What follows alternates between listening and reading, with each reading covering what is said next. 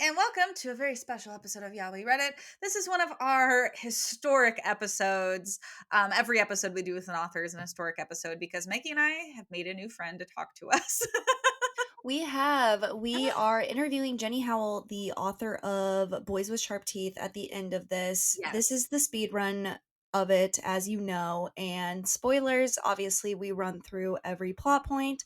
And for this book, we highly encourage you buy it and read it on your own. I cannot emphasize that enough. The This is a speed run banger. is not going to do enough. This is a gorgeous book to read. This would be a great book for a book club. I feel Oh like my God, I yes. could spend so much time just talking about like a single chapter in this book. Like just Also, even just single moments. I'd be like, we can really break this down and dissect this so many different ways. Also, another spoiler. So, yes, because we did just come off the interview, we did that before this, and she mentioned so many elements that we missed in the book. It's just so good. Man, It's yeah, such a good book. you got to stick around because Jenny audibly blows Maggie and I's minds multiple times. I We're like, know. oh, what? That's My so jaw drops all cool. the time on And we're camera. like, we didn't even think about that. Oh my I want gosh. her Yeah. to find What me so intelligent readers are interesting. Maggie and I? Okay, so we start off with Hunstworth Preparatory Academy is haunted. You gotta know that right off the bat. Jamie Vane is the new transfer student with a fake name and a murdered cousin. Yep, that's it. Her cousin Sam dead. Her old name Marin dead. Her friends texting her, she's not responding. And she is on the lookout for these three people that she is certain killed her cousin Sam, Henry, Baz, and Adrian. And we make note that Jamie absolutely hates Adrian.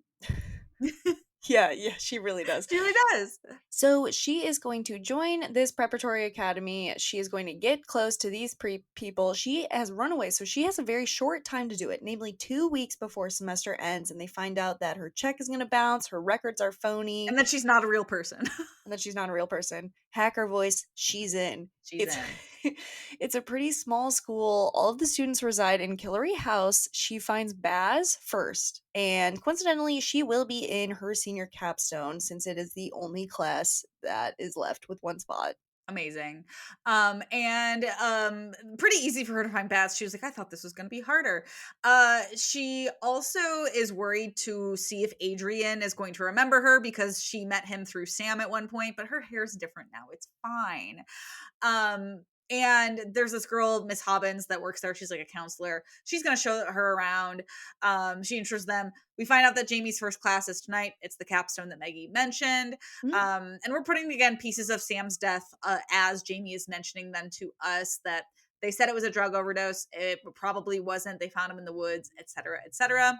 But as we enter Killary House, the vibes are broody and moody. We're introduced to the mysterious Henry Wu, another person on Jamie's list that she's looking for, and he immediately is like, let's throw a party later. Yeah, he takes an interest in her because on her on resume she got the smart test scores, so she's going to be where the super smart people are staying and sharing a room with Adrian. They are connected by a shared bathroom. And when she gets to the room, Adrian, he's playing violin. She's nervous. He'll know who she is, and he does not. He is freaking goo goo gaga over this violin. I like to imagine he's playing Pirates of the Caribbean soundtrack. Oh, She does he's find Sam's he's phone not, in his Maggie. He room. says he's not playing music, just notes, because he's pretentious. Exactly. He is really annoyed that he has a roommate now and reiterates she shouldn't be there, and they have a standoff over this shared space. Henry comes back. He's like, I knew you'd be his type. Welcome to. Welcome. You two are getting along. The sparks are flying. And they go to this late night senior capstone seminar. They discuss meditations and philosophy, big, heavy book on philosophy. They are discussing the Mhm. idea of nothingness. Adrian's like, you're nothing to her. And I'd be like, what are we? Yeah, okay. What are we gonna kiss? But Jamie is, after this capstone, getting paranoid. It is clear that she is not up to snuff on her philosophy knowledge, and she's also extremely worried that her cover is gonna get blown. And she's trying to be this character of Jamie that's like cool, calm, collected, conniving. But she's also getting a little creepy because she ends up watching Henry through the window this night as he's just showered, and she's just like gawking at him, and it's like, Jamie, let's not forget the mission. We're not supposed to be staring at shirtless Henry through his window. Yeah, she's doing cuckoo bananas things in the library, staring at Henry, seeing a scar that he has on his midriff, writing in the history of philosophy, death is the easiest thing in the world. She really just needs a friend. She needs to talk to someone. She looks at the mirror in the library and it seems like there's a phantom hand that's moving behind her. So we get a little of a spooky element to this book. Yeah, yeah, and we can't tell if it's just all in Jamie's head or not just yet. Yes. But we get a moment with Jamie and Adrian the next day where he's in the bathroom, she's going into the bathroom. She's trying to be coy and weird. And so she's going to offer to help him shave. And I'll it's be your like mirror. this is really embarrassing because Adrian's like, I'm not interested in you. What are you doing? So she's got to and figure things out again. Yeah, she's really taken L's left and right. She teases Baz the next day for having Sam's keychain, and she's like, "Oh, is that from a boy you like?" And Baz asks her nicely to stop pushing her. Which fair, Sam did die. Yeah, Go to class. They're reading The Tempest, which rocks. They're reading Shakespeare. Jamie amazing. is surprised because Baz does cover for Jamie, so it's like, okay, she has said that your assignment isn't done because no one let you know. Maybe she does finally have a friend. And Graves also quotes Tempest at this moment to also seemingly save Jamie from the teacher's wrath. People are kind of on her side. She still gets detention, so it's not all wins for Jamie now. She No. also takes a nap after class, wakes up from the nightmare she's having, and there's a party going on in Killery House. What a horrible way to wake up that there's just a party going on outside of your Oh, door. I'd hate to wake up from a nightmare like that. Yeah, right. And she sees Graves canoodling with two girls in the bathroom, and she's like, game face on. People are drinking. I can get some answers. So she does get Baz to briefly mention Sam. So we think we're on the right track. Baz does say he wasn't murdered, but the party definitely stops because they're now announcing that this party is for remembering, and they're all In shouting in memoriam. Latin. So things are going down. They're gonna go to the forest to honor Sam's memory. Is like, we do not bring Jamie to the forest, and Henry's like, "Come on, Jamie, go to the forest." So she Classic reluct Henry. come on, you're fine. Jamie She got a first. reluctantly climbs aboard Adrian's motorbike. He has a cardigan on, no shirt underneath, so she's got to Weird, touch but his okay. bare. It's very a choice. She's got to touch his bare chest, wrap her hands around him shirtless. They stop off at a diner, and he's like, "I can leave you here. Like, this is your last option." And she's like, "No, drive." And she's very nervous that people will notice her at the diner because this is like Amberdean, This is where the she town that used she to is from. live. Yeah. So they arrive at this little mountain woods spot that's been decorated. This is where Sam died. Morbid, to say the least. Horrible, but they have twinkle lights up But they have in the twinkle lights, forest. so isn't it cute and pretty? Mhm. And Jamie's like trying to like stay calm because of course this is eerie as fuck. And she's starting to wonder if these three people maybe actually liked Sam and didn't want to kill him because they are showing things that imply that they're actually friends. So maybe she's like, am I being crazy? Yeah, Henry also has a copied set of keys to every door on campus, so it's not like they needed to kill Sam, the custodian, to get the keys. Yeah. Henry does make a real asshole move of pretending to drown Baz, and Jamie knocks him over because she's like, okay, enough of whatever this machismo bullshit is. Jamie, the only sober one, is going to drive them back to campus, and they keep going back and forth about death being the only thing. Henry's like, it's not. Once you let go of the fear of death, that you are free. And she's like, you're young. Death is absolutely a finite thing. And she tries to prove her point by careening them off the road. Yeah, she totals Henry's car. It's implied that Adrian's bike also not doing great. They basically walk back to campus, and at lunch the next morning, everybody's like laughing about it. They're like, "Isn't that so funny that we what we did last night?" Graves is like flirting, showing off his scrapes from the crash. It's a weird time. That is the end of the first part. The second section does it starts by alluding that Adrian knows who Jamie really is. And hmm at lunch the next day, like Laura said, the gang is fine with her. They do let drop some Hunstworth Academy lore. Two people overdosed and fell off a roof, and the school covered it up as an accident. And so other people have been dying on campus, not just Sam. Yikes. Jamie is taken to talk to Headmaster Delgado, and we learn pretty quick Headmaster Delgado is Baz's mom. And Headmaster Delgado's like, she's hanging out with these two creepy boys. Won't you be friends with my daughter? And Jamie's like, I mean, sure, that's already what I'm trying to do. So that works out perfectly for me. But Jamie's also like, the time is ticking because she knows the tuition check bounced. She just reminded me of it. So Jamie's resetting her plan here. She is. She's just stealing a moment away in the library, looking at the history of philosophy book where there is more notes back to her in a boy's handwriting, and dare I say, it's flirty. She falls asleep, and when she wakes up, Henry and Baz are there, and Henry taunts her by, I gasped, throwing her notebook of notes in the fire. He's trying to go for the history of philosophy, but she obviously not going to let him because this is some boy she is writing notes back and forth with, flirting. And they are in this moment kind of discussing their wishes, their secrets. Mhm. In the book, the fact they're broken, they hate themselves. Very Cinderella story. I was like, who is this Yeah. mystery boy? The next morning, Adrian and Jamie are alone together in their shared suite, and they have a lot of like long, lingering moments together. In this Mhm. particular one, he's gonna help her tie her tie because she's really bad at it, but she's not gonna let him have that win. She's gonna take it off and leave anyway, even if it means more detention. We also Mhm. get a nice follow-up scene here where Jamie does get a little bit closer with Baz. Jamie's just kind of looking for a place alone, but finds Baz alone in the church doing her tarot cards. So they have a little bit of a moment here.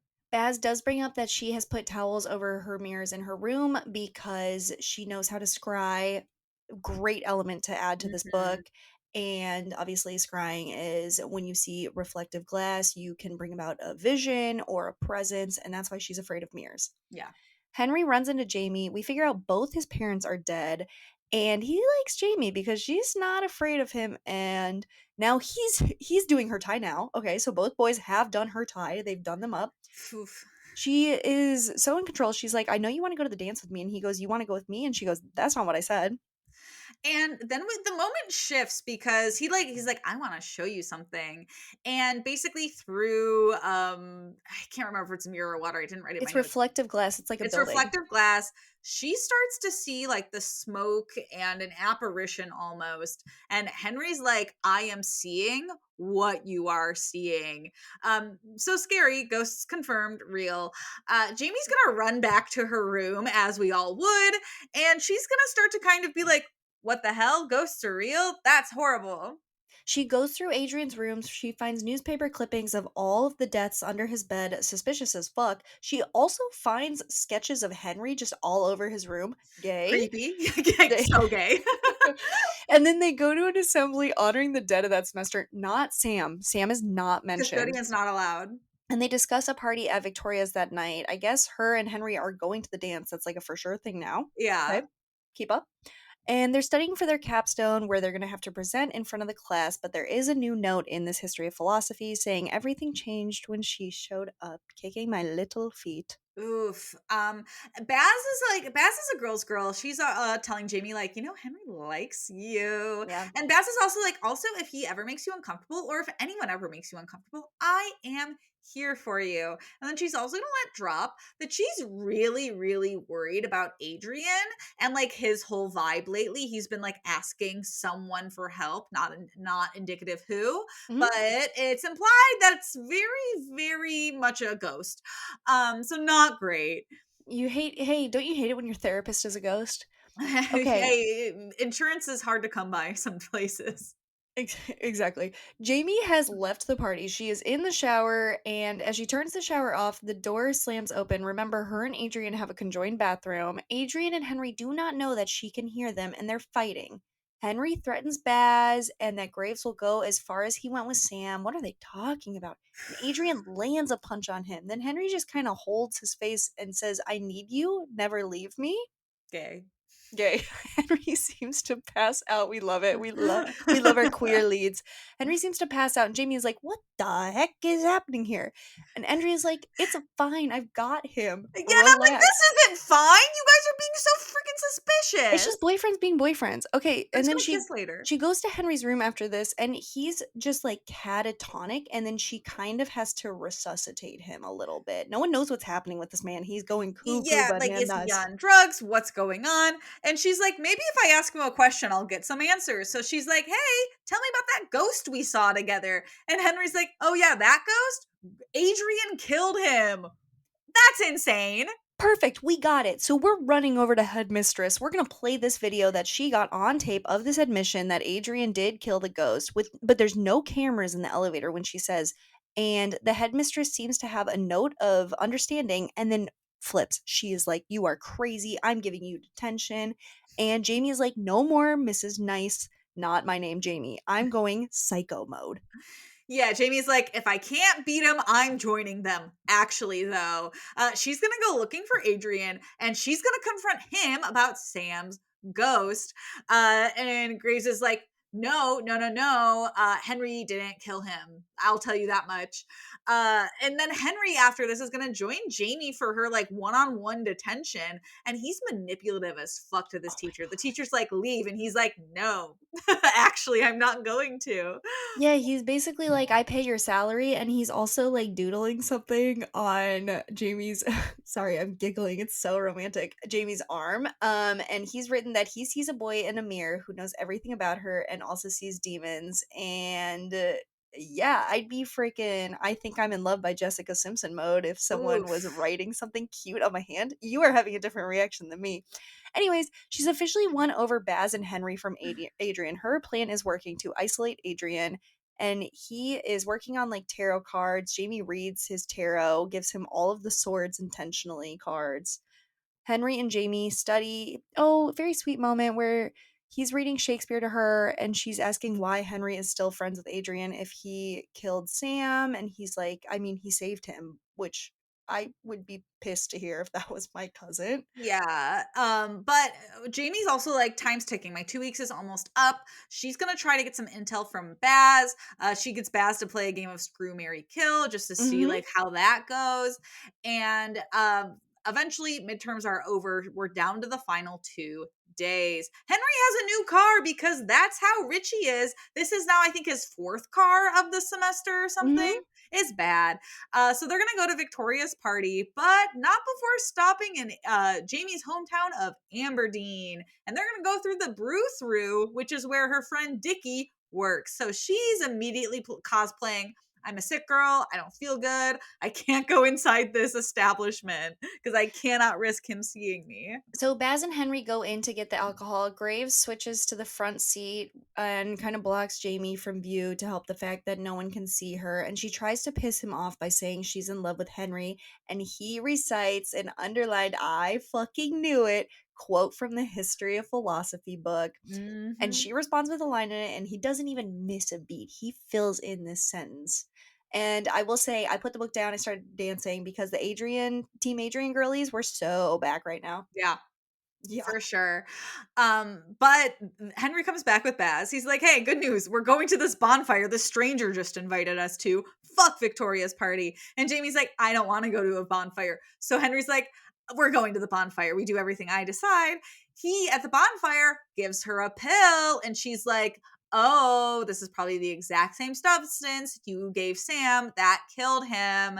And things get a little kooky Crazy. booky here because Jamie's watching as like Baz and Graves start like kissing off in the distance. And Henry's like, yeah, you like watching that, don't you? So Henry and Jamie start kissing and they're gonna like hook up a little bit.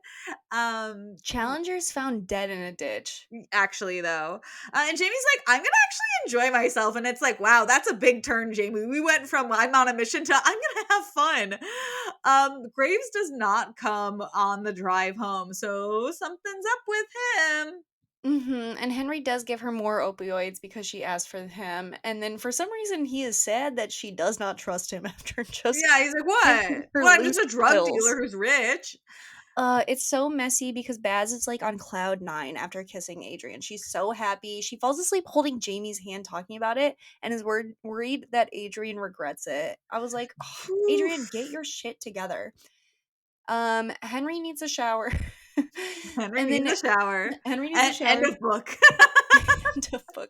He's a dirty boy. And then him and Jamie are, like, gazing upon the mirror at the same time after this, I think. Yeah, And they're kind of like watching themselves kiss in the mirror, and then like the image stops, and Henry's like, "You're ready." And then like the demon start. This scene is like, there's no good way to describe it. Like you have to read it because like the demon starts to show itself, yeah, it's awesome. and Henry's like, "Tell me what you see, Jamie. Tell me about this demon." And Jamie can feel that this demon apparition inside the mirror is Sam. And in the image, it's like no one is blinking. And Jamie describes her memories all fall into the mirror and she does not have them anymore. Oh, God.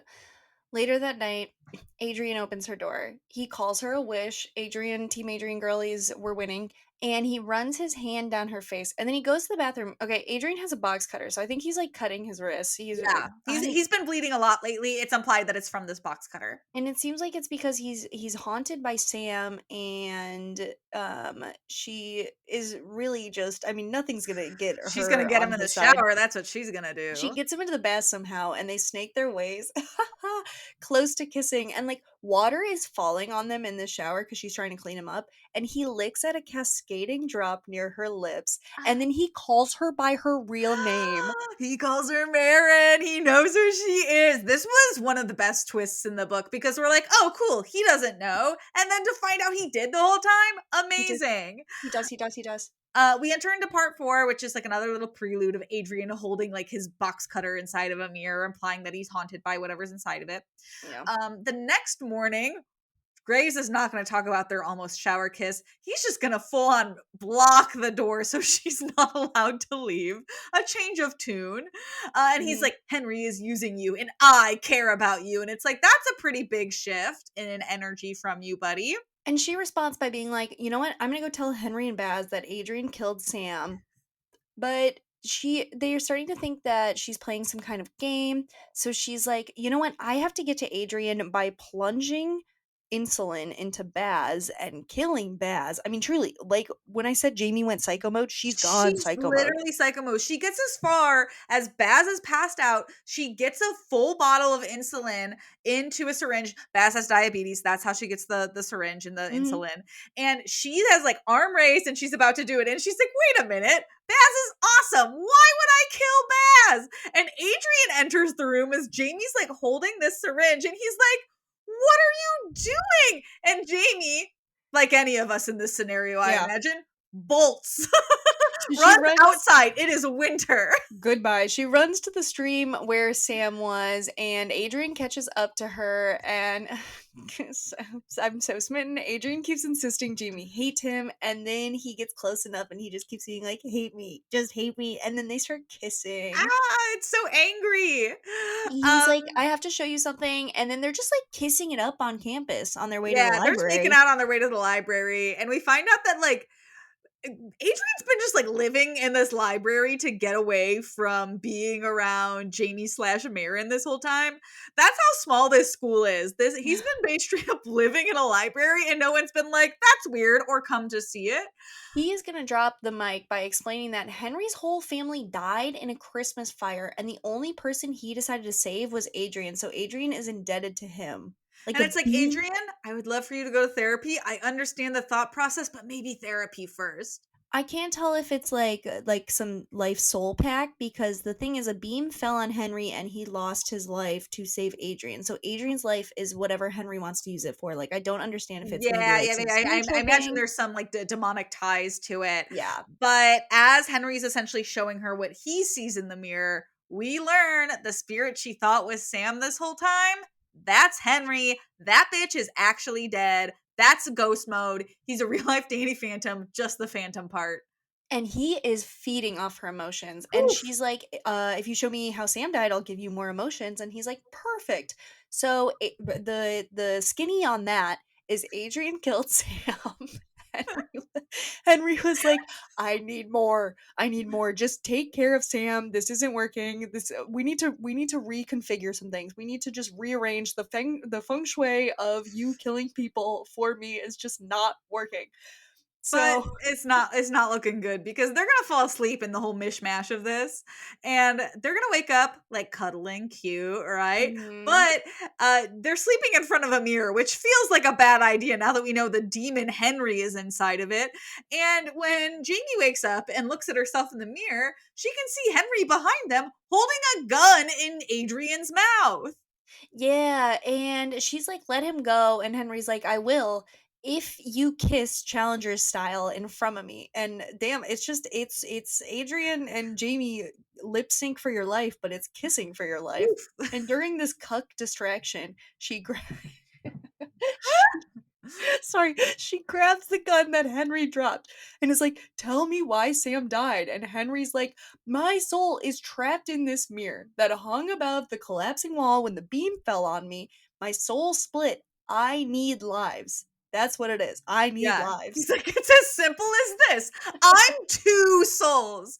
I have this soul empty. Mere soul, need more soul. That's it."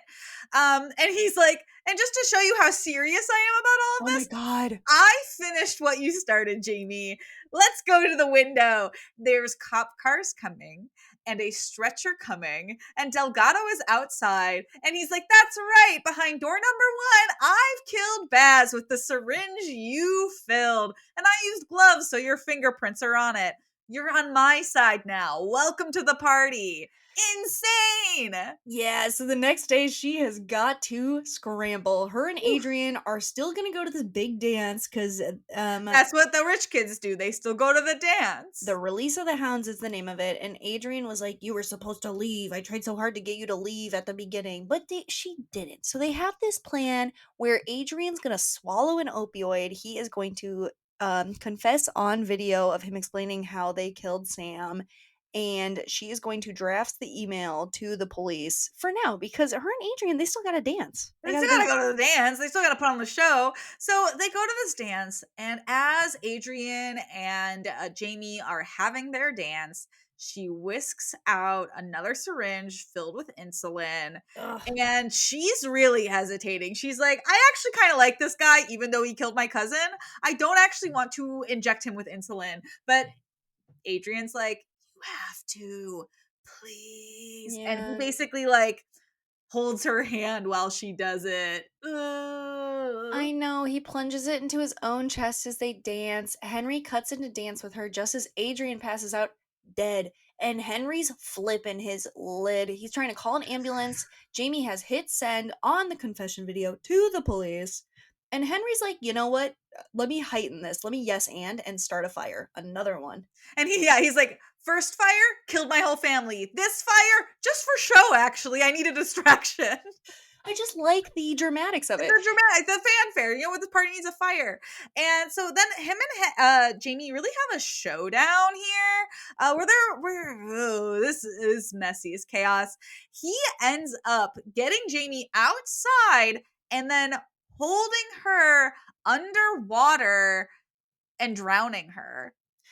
Yeah, yeah, she's like I imagine she was facing up when she dies. So she was looking at the mirror. She's now trapped in the mirror and Henry is getting carted away by the police. So she's basically Henry mini And me and too. she's like, I did it. I won. I'm dead. Awesome. She's happy with this.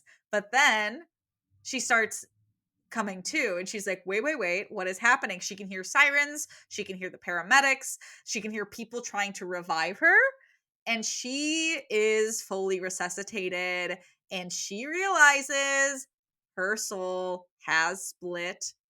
Her side is trapped in the mirror and she needs to feed it, and now there's this empty shell of what is left of Jamie outside of it. Yeah, we fast forward 6 months later and she writes Henry, who is now in jail, a letter and says, "I'm bored." Damn, I'm getting Insane, goosebumps again. insanely, like, just, like, distraught ending, so satisfying that it's like everyone loses in the end. That's actually kind of awesome. Yeah. Oh my god. Amazing. And a great Incredible. and a great speed run, everybody. And I'm so mad. I would have loved to. We could have talked about this book for like I think 2 hours straight. I know, But but luckily we condensed it to 1 hour, and in the next half hour, y'all are gonna get that freaking interview that we promised with Jenny, so buckle up and tune in.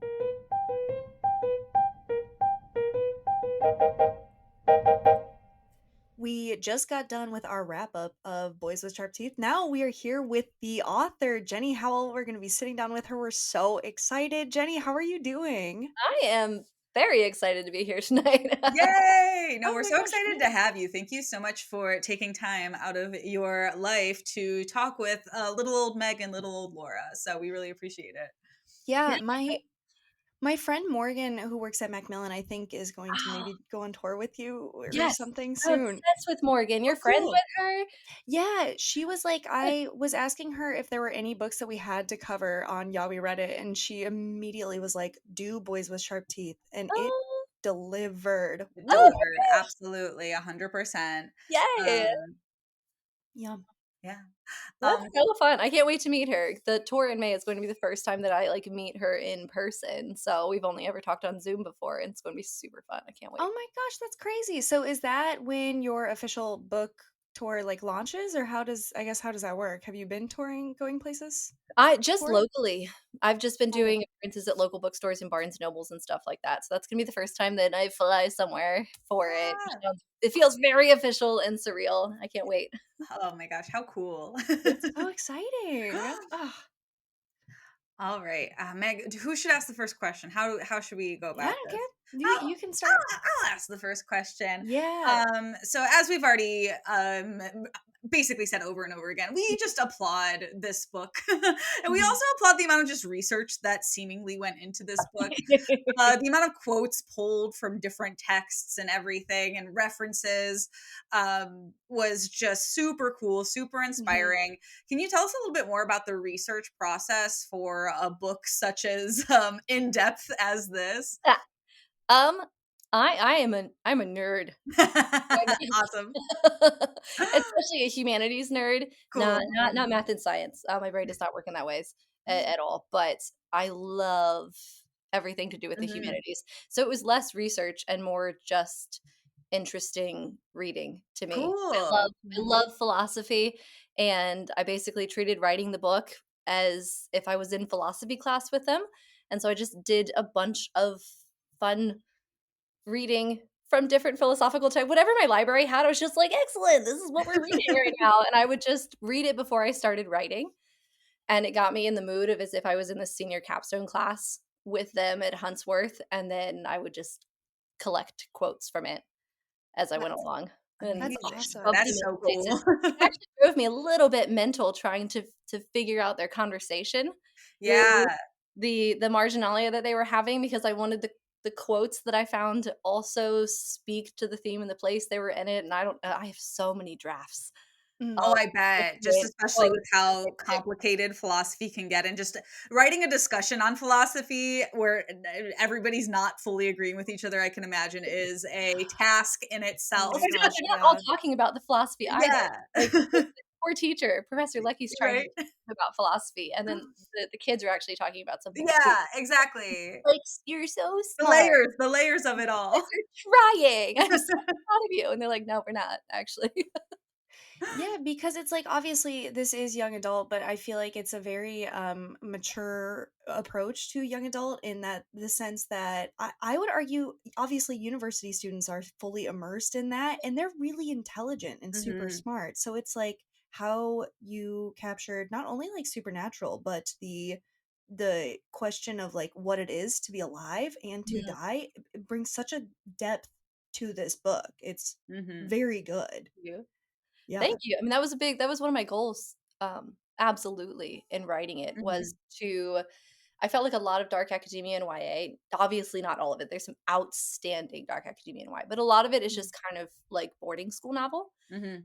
Someone dies at a boarding school with a bunch of rich kids, and that's the YA dark academia. Mhm. And I have always been a nerd, and so I've always been interested. Even when I was a high school, I was reading pretentious books and thinking pretentious things, and I wanted to write a book that teenage me would read and would find a whole new area of study that I could dive into, and philosophy is not something. I used to be a high school teacher.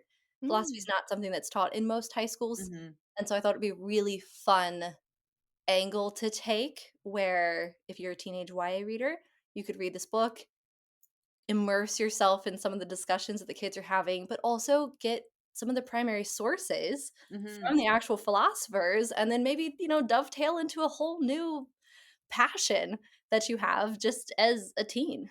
Should be really Yeah, fun. So that's like Yeah. one of my dreams. I No, love that's that. a very cool kind of, yeah, process there of like, I'm gonna do, yeah, my own thing that I've never really ventured into while also writing a book that involves this new thing I'm learning. That's Mhm. really, really That's interesting. my favorite thing about writing. I've had a Yeah. lot of different jobs. I can't really call any of them careers because I didn't stick with any of them long enough. But my favorite thing about writing is I can pick a new job with every book that I Yeah. write, and I just get to dive deep into whatever it is that I'm researching or playing around with for the 2 years that I work on that book. Yeah. Yeah, Yeah, really enjoy myself.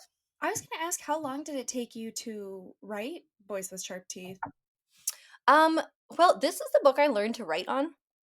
Okay. So it took me about a year and a half to go from the idea to the version that my agent signed me for, Mm, mhm. and that was, like, 7 or 8 full rewrites in that Mhm. time, and Wow. then, from that time then, I was a year of editing with my editor, Mhm. and then there was a year of marketing and doing, like, the final touches things on it, so Wow. I Yeah. mean, I'm Dang. not good at math, but it's 3 and a half, I think, 3 and a half years? Yeah, Yeah. that sounds about Yeah. That's right. about it. Yeah. Jeez. I'm Yeah. not The good at labor. It's always, I feel like every time math. I talk to an author, we always just like realize the true like labor of love that goes into like writing a whole book and then redoing it over and over again and then not like loathing it by the end. Because I feel like when I spend a lot of time with a creative project, like after a few years or after even a year, you're just like, is this, do I even like this anymore? Oh, yeah, yeah, it can definitely start to feel a little dead inside depending Yeah. on the project, and that's something that I find I've been able to avoid by adding in something that I love to that pass, Mm. and so that's why my books are often quite layered, because Yeah. when I'm fixing things each pass, but I'm also like, "Okay, I'm bored, what are we going to add now?"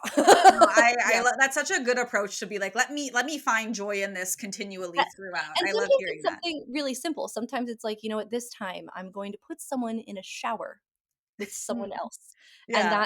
that one shift is what gets me through the entire draft because that's I don't know, I just get to explore new relationship dynamics. Yeah. It's not always a massive, brainy thing, sometimes it's just who gets to take a shower. That's I awesome. I Yeah. do love that practice too of like the characters all have to interact with each other and it's like if we were to put them in a room, what would that conversation look like? And you definitely make four very distinct Yeah. characters that can Mhm. stand on their own and have different conversations. I think Henry and Adrian's are very brooding. Baz is like the light that kind of, you Yeah. know, at like rounds them all out. And then there's Jamie, who's just kind of a wild card, honestly. Yeah. Yeah. What's she gonna do? No, Jamie is such a wild card, and I feel like we have to applaud the choice that the we never really meet Marin in the context of the book, and it's almost like a like Marin's like already like Jamie even says like Marin is dead, but by the end of the book, it's like Marin is gone Yeah. forever. Uh-huh. I want to ask, did you ever like toy with a different starting point in Oh, the book? yeah. Because we really jump right in, which I Mhm. think was such an excellent choice. But I feel like if any other person wrote this, we'd start with like, Marin's cousin died and now she has a plan. It's like, it was just like, I have this plan. Oh, by the way, we're catching up. This is what I'm doing and why. And now we're in. Yes, yes, the version of this that my editor bought had the entire first quarter of the book Wow. was Sam was alive at the beginning. Wow. Sam dies in chapter 3, well, she finds his body in chapter 3, and then, we have a couple chapters of, like, being angry in the small town and trying to get Mhm. justice in the small town, and then that all falls apart, and her relationship with her dad fractures, and we see exactly why he doesn't hunt her down, and she runs away to school because she's exhausted all of her other options, Mm. and that was, like, one of the conditions of sale was, "You will delete all of that." And I Yeah, was and like, you're like, "Okay, bye, "Oh, backstory." really? No, They were like." it worked really well because I feel like as much as I would, like, as, like, my own just fan of this, I would be, like, consume that entirely. It's works so well of, like, we never know, like, what it is. It Yeah, also 'cause makes, Jamie a little more mysterious in a way, which I you think is jump really in. cool. When you if you Yeah, meet her at the gates, you jump in on her central yeah, question. Like, I think that's why that's the right place to start, is absolutely. because Jamie, Marin's main core need is who actually am I going to be? Like, do I get to define myself or do the people around me define who I am? Because she's been Mhm, living with Sam defining who she is and her father defining who she is and her mom. And then as she gets into Huntsworth, she starts to define herself by the boys and Baz's reactions to her Mhm, and has to try to figure out, like, okay, but who actually am I? Which of these versions of me do I want to be? Which she talks about with books and everything. Like, she falls in love with books because she reads so many characters, she might finally someday find herself. mhm. But she ends up just playing another character and embracing that as her personality. So when we start there at the gates, like, we're starting because that's the central question of the book. It's not Mhm. really about the murder mystery. It no, is, yeah, like, it is, but the core question of it is identity throughout it and who's she going to be? Who's she going to choose to be throughout it? And that's why it's Yeah. right absolutely. there and not at the beginning. Otherwise, it's more typical murder mystery book. I Yeah. get that. I feel like it's like a storytelling starting at the middle, you will work towards the beginning, and like the middle is a beginning in a way in itself too. Mhm. And I think that that also like throws someone right in the story and you work backwards super well in filling in basically like her family life outside of it too and her relation to Sam really well. I had a question, which was I saw that I think that you like quit your job, fully threw yourself into writing this book. What kind of prompted you to make that decision? That's a super scary, inspiring decision, but what made you want to fully commit to writing? Well, I didn't actually quit my job until I sold the book. Oh, So you okay. Fair. that helps a lot, yes. I quit my job when the book sold, and so I knew that we would have, like, a set amount of income from the Mhm, advance for the next Mhm. couple years. mhm, Um, and before that, I was working my husband owns a construction company, so I was helping Mhm. him out with that. That was like I was running the office for him, and then homeschooling my kids. nice. And so that's what I was doing while I was writing. Oh my gosh, you were busy. Yeah, that's, insane. But inspiring actually to be like, "And Good I for found out, like, time to you. write a book amongst all of this." Yes. There's always time. Yeah, yeah. You can find it When somewhere. I guess when would you find time to like write? What were your schedules? How did you like get that discipline? I always feel like I have no discipline, so I find it There there very was inspiring. there was no schedule. It's just you find ways to work it in, and, Mhm. Oh. um, you find so I would use the notes app on my phone a lot, and I would Mm, write down questions that I had for myself that I had to answer for the next stage of writing, and so then I would whenever I had, like, time, I would just pull that up and I would look at those. So, like, while I'm washing the dishes, I'm thinking about the questions, trying to answer them, while I'm doing laundry, while that's my kids smart. are working on their schoolwork, I could be writing notes to myself and everything like that. And then when I would get 20 minutes here, I would do a writing sprint with friends. And I Mhm, would just pour out as many words as possible onto the page. mhm, So it's not that difficult to draft in that Mhm. kind of circumstances.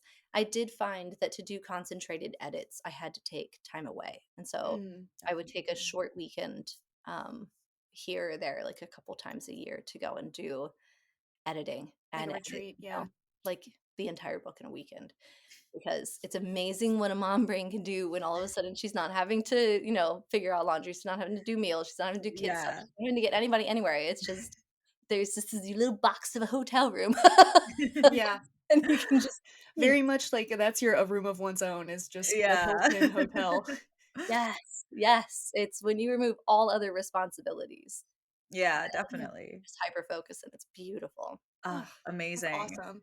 I wanna ask, you touched on, wanting to, write a book that a YA book that you Mhm, would have read when you were in high school, but I Mhm. also wanna ask, what led you to just going into YA and writing a YA novel in the first place?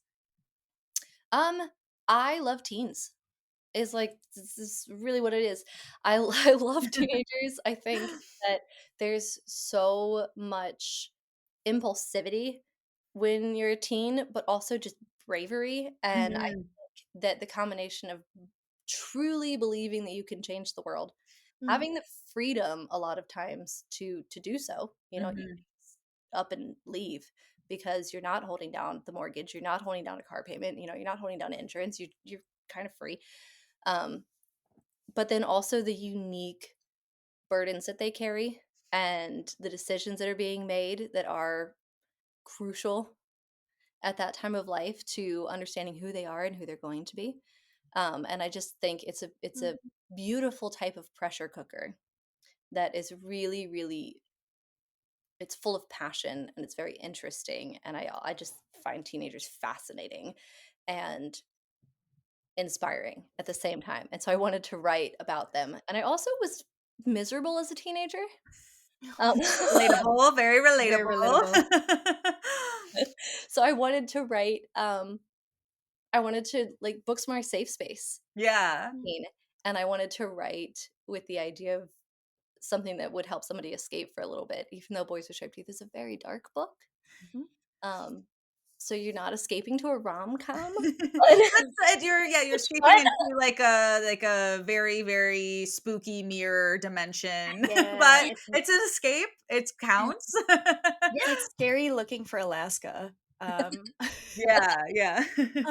Okay, speaking of, I texted Laura about this because I was so excited about this. I never see it in like media really at all, but what was your decision behind introducing like scrying? Because I really think that I never see it, and as someone as like a teen who really like got kind of into witchcraft, I think it is the most haunting thing to Yeah, explore. So what made yeah. you want to do that?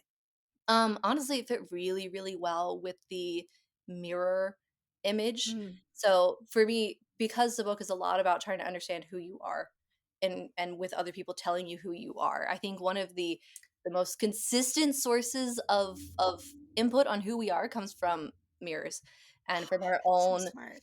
looking into mirrors and like giving feedback on ourselves. And so that's why, all of Adrian's interstitials have to do with mirrors and start off with the mirror image and they're framed by the mirror because his They entire are arc is framed by the mirror, I just they noticed that. I Here know, I thought yeah. I have the book next to me and I'm like, "They are framed by Yeah. the mirror." So That's me that not putting 2 and 2 together. I was just like, "Fun cover." Opens it nice up. mirror, yeah, with all the daggers, like the glass kind of like teeth. I love this Yeah. so much. Oh, and the mirror can be sharp teeth too. That's Mhm. crazy. Dang, You're that's blowing so our mind, smart. Jenny, or at least mine. I don't wanna speak for Meggie, but I'm No, when you said it's like a reflection of self and then mixed with all the Man. philosophy, I was just Yeah. like, "Damn, that's really smart." Yeah, it just keeps getting deeper. This is so cool. That's where this crying came from because, like, when you stare into a mirror, that's a classic way of scrying is, using some kind of a reflective surface, Mhm. to kind of go beyond, and so I was like, "Well, this is just a quite natural fit Yeah. for this book to make this kind of the bridge into the magic system because it's a Yeah. purposely ill-defined magic system." Mhm. The book is partially inspired by Dorian Gray, I was and gonna say, yeah. Awesome. yeah, I ran pretty hard with how, Wilde is just kind of like, "Poof, the painting does this." We're like, "Yes, Yeah. I concur, the painting can." Great, I'm gonna pull an Oscar Wilde, and poof, the mirror can do this. Um, so yeah. I think it's a wonderful comment too on like I mean, especially now, we were not meant to look at our reflections as much and be so self-obsessed, Mhm. and Mhm, I mhm. mean, it really is the central conflict is like finding yourself and also feeding, your soul with things that ultimately Yes, aren't meant to keep you alive, you know? yes, because there's one thing that finally fixes I don't know, are we doing spoilers? Yeah, we're unfortunately, we are doing so many spoilers, so if Okay, you want to, But yes. we let them know at the top. Yeah, we So, always let them know, okay. like, "Don't listen to it if you really wanna read it because 'cause we're gonna cover everything," so Yeah. You say with Henry, like, the thing that finally fixes him and makes him whole is love. Like, he Mhm. has been feeding himself off of mhm, all of these negative emotions and off of all of these broken feelings, because that's what, feels inherently drawn to him in his brokenness and Adrian's mm, brokenness. But then, like, what actually makes him whole at the end of it is love. And when he finally consumes love from Marin at the end of that, he's fixed and he has the choice. He can walk away then at that point, and no one walks away in this book from anything. Yeah. But Yeah, everybody loses in a very, like, beautiful, like, beautifully written way. very Yeah. good. But yeah, that was kind of speaking to that whole original arc where when we look in a mirror, oftentimes we look and we see all of our flaws and we see all of our brokenness, Mhm. and that's what we feed ourselves with. Mm. But when we feed ourselves with love, that's what's actually going to heal our identity and our understanding of ourself and make us whole. Man, that's so cool. That's I I love really that. cool. No, I feel like if I feel like I could talk about, like, the every moment in this book for, like, an hour because I feel like there's just so much you can Yeah, get into with I digress, but it is. I've been I'm so happy. super I feel like too, there's obviously like so much literature and so many references of that went into this, but also, I mean, we were talking about we were like miniseries when HBO Max Yeah, like, miniseries. this is a mini series, 1 season, 8 to I 12 episodes, I feel like please. there's a lot of like visual elements that you also pulled from too. Like the ending really reminded me of Jennifer's Body, if you've ever seen it, where I have not. No, I've been it's told that I need to, but I I have not think actually seen I it yet. think you need to too. Were there any like films or like movie or TV too that you pulled in tandem from like alongside literature, obviously? Um, not I'm not really a huge movie and TV person. I gotta get on your level. I am really bad about I'll start something and I'll watch an episode or 2 and then Mm, I will never ever return to it. So I like, just kind of trying things out. So not really. mm, that's okay. Now you gotta watch Jennifer's Body though. That is my one homework assignment for It's you. I will warn you, it's a lot campier than Yes, your absolutely. novel. It's a lot campier, but still really it's It's a really true. fun movie. It's really good. That sounds fun. It really does. Yeah, But yeah. there were definitely like for me, I'm more of a still images person. Mm, mhm. And those are very evocative to me. Yeah. So, mood boards and things like that, and, like, the way that Cillian Murphy will dead stare into a camera, like, and just there's the picture of him, and he looks like he has died inside, that was very formative to my Yeah, understanding of I the think I characters. saw like you had one person in mind too that you drew inspiration from with Henry. Oh, yeah, Um, Hyunjin? Yeah, from Stray yeah. Kids. I saw that too. I don't know anything about it, but I was like, "Hell Oh, yeah, she has an idea in mind." I do.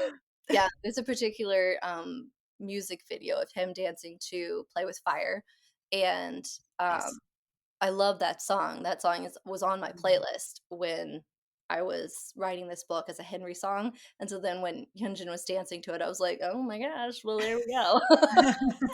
I love that. That's so fun.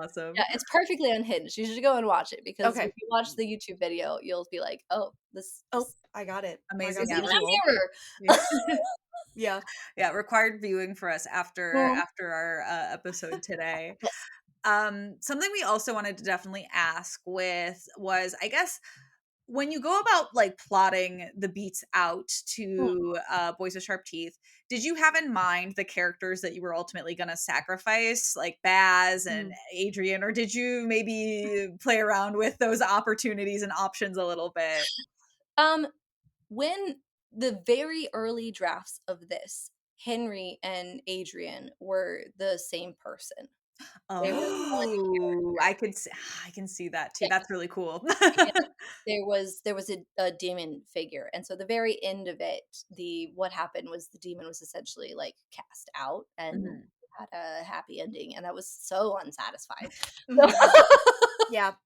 Yeah. um, but then after that, it's from pretty early on. It's been this ending, and it was just a matter of how to make the relationship arcs really hit Mhm. where it feels inevitable and not like Marin has fully descended into villainy. Honestly, the moment at the beginning of that scene with Marin and Adrian when they're dancing and they have the soft moment, that was much Mm, harder for me to figure out and achieve Mhm. than the ending itself. Like I always knew it was going to be a showdown because the only possible way to hurt Henry is Adrian. Like he literally Yeah. doesn't care about anything else. He's been dead for years. He does not care yeah. like about anyone or anything else. Adrian is his cornerstone Mhm. and so that's the only possible thing that she could have done that would have been any level of revenge on the foundational reason why she lost her cousin. So Yeah. had to Mm. go. Amazing. Yeah. Yeah. It was I'm curious too about the decision to have Jamie, aka like Marin, have met Adrian before. What made you include that little tidbit that they had met and she was like anxious that he was going to remember her in the end?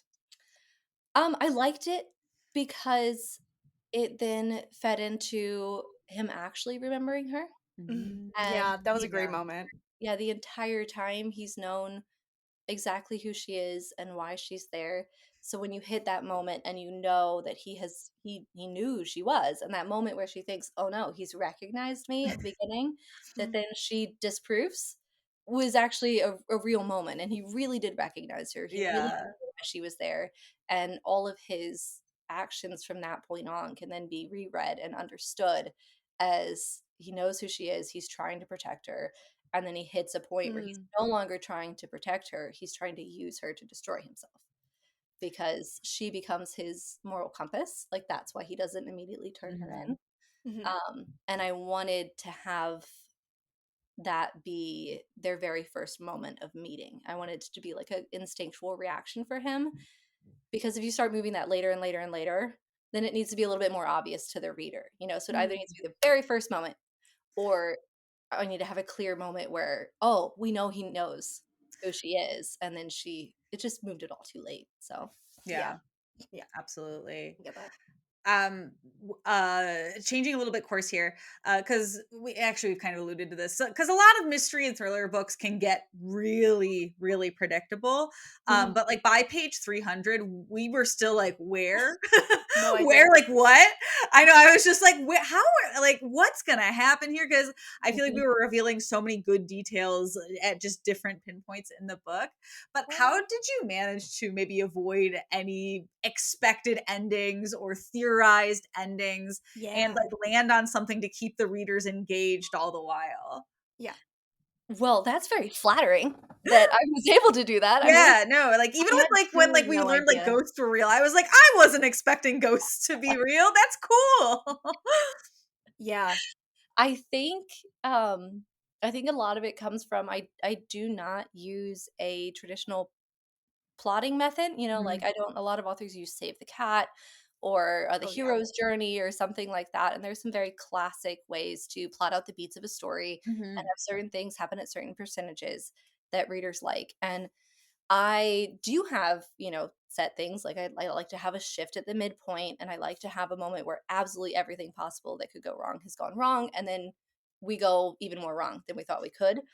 Um, but I like to center all of those inside the character and not so much just inside plot or like a mystery reveal or something like that. Mhm. And so I think that's part of why is my plot structure is a little more fluid because I don't have a set I must have this happen at this beat and then I must have this happen at this percentage. Um I don't know. I come from fanfic yeah, and I amazing. learned to It's the best. Love push fan fiction. yes, I learned to push things along as is necessary and to have the each chapter feed into the next chapter to keep us hooked week by week That's by week awesome. as I Yeah. did my releases. So that's much more of the story structure to me is telling a story that unfolds chapter by chapter and gets bigger and bigger and bigger until it all collapses in like a little black hole. Yeah. Um, Mhm. that's how I learned to write. And so I think that that informs more of what I care about in making reveals is that feeling of a snowball that builds and builds and builds Mhm. and falls on us. Yeah. And then there's more that we didn't know about that falls through the hole that Yeah. Yeah. than a traditional like story structure. No, awesome. Yeah. No, I love that approach. It was definitely just so like, again, I think that's ties directly into Maggie and I just being like, what, how, where is this gonna go? And it felt just cool to be like, well, now I have to keep reading because I have to figure out what's gonna happen with all of this. Yeah. Absolutely. I'm glad that that was your reaction and Yeah. not like I could just throw the book out the I window. know. I kept staying up to like 2 a.m. reading it. Oh my goodness. That's Yeah, so flattering. I That's haven't done that since A Court of Thorns and Roses. So No, you get high praise. Big I'm so compliments to happy right you. now. I'm serious. I was like, it's 2 AM already. So this is your debut novel, and Mm. obviously it was an instant New York Times bestseller. I guess how was getting that news? I feel like that was pretty recent too. That you It was published. just last, like, Tuesday, I think. Just last Amazing. Tuesday, so it hasn't even been a week yet. Yeah. That was amazing. That was amazing. I sobbed on the phone with my agent called Yeah. call me, and she had my editor on the phone, and I love them both so much. Mm. And when they told me, I just started crying, and they were like, Jenny, are you there?" I was like, "Yeah, I don't know what to do with my body." Yeah, I feel like I would be freaking out for Yeah, no, sure. I can only imagine just like what a what a crazy emotional release that must have It's been. Like given all yeah. the Yeah. work and everything that's been put into it to like pinnacle into this moment. Mhm. Yeah, and with the first book, I really don't know what to do with myself some days. I'll just be walking around a grocery store and thinking to myself, "No one in this grocery No store one knows is I'm a New York knows. Times Yeah. bestseller," and I'll I just love start that. feeling like a weirdo in the middle of the street. Like, I love that. I mean, so yeah, I'm you've still earned it. You've unhinged. definitely earned it. Thank you. Maggie, I do think you have to ask this question Yes. because this was yours. I knew you were gonna say this. Okay, so now that we are nearing the end, it feels redundant to ask because obviously one is a malevolent spirit, but which one are you? Team Adrian or Team Henry? Malevolent spirit, of course. No. Yeah, right. Maggie asked me earlier, like, Laura, which one are you like? Which one's like side are you on? And I was like, well, Henry's not real technically. Okay, well, when you were on tour with Morgan, Morgan is the one that put it in my head because she's like, "I'm a Henry girl through and through," and I was like, what are He's you talking about?" dead. He is a It was ghost. It was one of when my editor made the offer on the book, one of the questions that I asked her in, like, our first call was like, "Wait, before I accept anything, I have to know, are you team Henry or team Adrian?" And, like, because it's, like, a foundational thing for It's me. a very YA. It's very She's YA. Adrian, by the way, so Morgan Yeah, being team Henry that's nice. That's a fun It's little a good balance. dichotomy. Yes, you get the dichotomy of dichotomy of choices. man. But yeah, no, it's like I know that there's going to be a lot of people who are Team Henry, and I will disagree Yeah, with them till my dying breath. yeah. I love them both. I mean, I made them. Um, Yeah, Yes. that's fair. they both have very different appeals to me. Henry was a lot of fun to write, but he was horrific to edit Mhm. because Yeah. he just makes no sense sometimes. And he's so detached from reality, and all he wants to do is mess with everybody. So making that boy like make any level of sense on page Mhm. was difficult. But then Adrian is so moody, and just morose and withdrawn and Mhm. self-hating and hot in many ways that making him speak on page was very difficult because he just doesn't Mm. wanna say anything, and so they both drove me crazy. Henry talks too much, and Adrian doesn't talk at all, and then I obviously love things about both of them, so That's fair. Yeah. yeah. So fair. I figured asking you as a creator it would be hard, but I Very was like, I non-answer. gotta I know. did when my friends made Team Henry, Team Adrian, and Team Marin shirts for release day, Oh and my they made gosh, me it amazing. was so cute. So they all showed up to my launch party wearing the team, like Adrian or Team Marin or Team Mhm. Henry, um, Yeah. and they made me a team author once if Aw. they knew that I couldn't pick. You've got really good friends. I love Yeah, that. no, amazing That's friends. And Maggie and I are gonna make our Justice for Baz shirts. We were texting about that earlier. Like, but Baz was so nice. that's the saddest part of the book. Yeah, I was like, man, That like there was was really still so much. sad. I was like, there's no way, but I'm still gonna hold out hope that maybe. And I was like, there's no way. There's no way she's Yeah. making it. Yeah, yeah, that's what Henry has to prove that he's Yeah. so. Mhm. For sure. Yeah, solidify his evil spiritness, Mhm. definitely. Yeah, leave him Um, alone. I think we're at to our final question, but Meg, did you have Okay. anything else in your notes? Nope, I already asked my burning, Amazing. dying question that I needed to know. Well, Jenny, before we thank you many, many times again for sitting down with us, we just want to hear about what happens next. You're going on tour, but is there any future plans for new projects? Anything you're working on right now that you're excited about? Yes. Yes. I mean, I have finished 2 books since I That's wrote them. crazy. That's awesome. Jenny, go off. One is like a murder mystery thriller. I actually co-wrote it with an author friend of mine, and that one Cool. is out with editors right now, which is really, really exciting.